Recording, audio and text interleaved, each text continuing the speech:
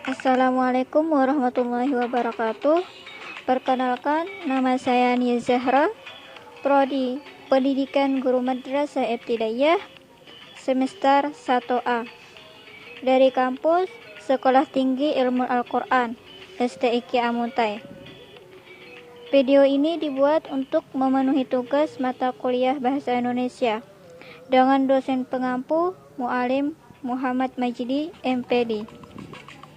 Sebelum kita simak ke video selanjutnya, jangan lupa like, comment, and subscribe ya teman. Subscribe ya. Pengertian plagiarisme. Plagiarisme adalah suatu kegiatan, perbuatan penciplakan yang mengakui karya tulis orang lain, baik itu cerpen, puisi, atau sejenisnya, sebagai karya tulis sendiri, tanpa menyebutkan sumber dari mana pendapat tersebut diambil. Plagiarisme. Sanksi tindakan plagiarisme.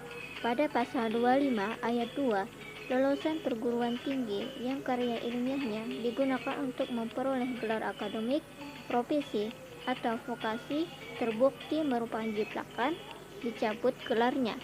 Dan pada pasal 70, seperti yang disebutkan pasal 25 ayat 2 tadi, terbukti merupakan jiplakan pidana dengan pidana penjara paling lama 2 tahun atau pidana denda paling banyak 200 juta rupiah.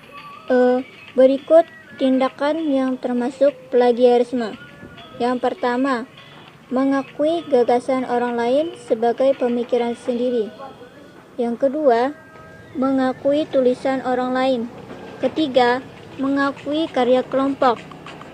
Dan yang keempat, menampilkan tulisan yang sama tanpa menyebutkan sumber atau referensinya. Cara agar terhindar dari plagiarisme. Yang pertama, kita pahami dulu apa yang dimaksud dengan plagiarisme. Dalam Kamus Besar Bahasa Indonesia mendefinisikannya sebagai pengambilan karangan orang lain dan menjadikannya seolah-olah karangan sendiri. Misalnya, menerbitkan karya tulis orang lain atas nama dirinya sendiri. Yang kedua, itu kenali dulu topik yang akan kita bahas.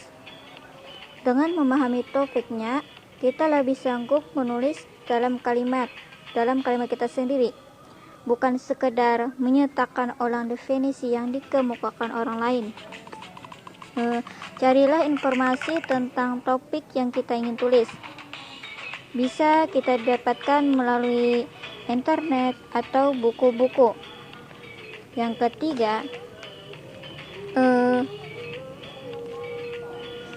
rapalkan topik itu beberapa kali. Kuncinya adalah memahami materi dan sanggup menyatakan maknanya dalam kalimat kita sendiri. Hindarilah terlalu banyak membaca materi penulis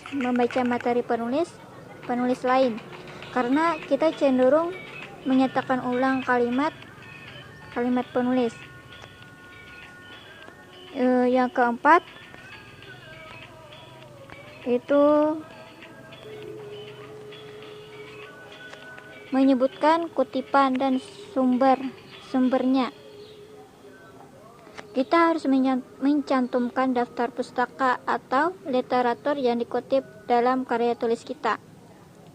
Kalau menggunakan kutipan langsung dari karya penulis lain, Anda harus mengutipnya dengan benar.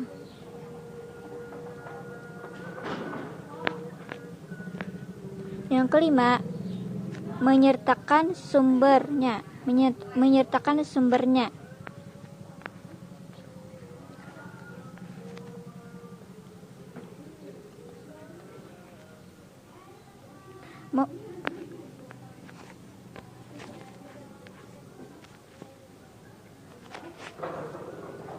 Yang selanjutnya, pahami beberapa aturan dasar hak cipta dari plagiarisme. Plagiarisme itu bukan sekedar praktik akademik yang buruk, tetapi juga melanggar hukum kalau memang terjadi pelanggaran hak cipta. Pahami poin-poinnya dulu. Sebagaimana yang telah ditetapkan hukum.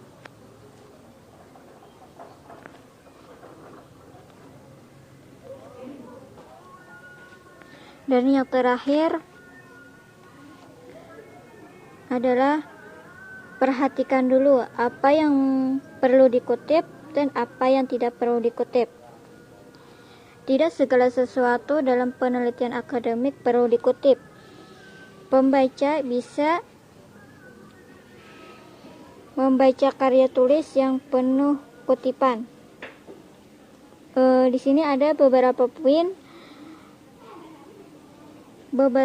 yang tidak perlu Anda kutip dalam karya tulis. Misalnya beberapa cara agar terhindar dari plagiarisme.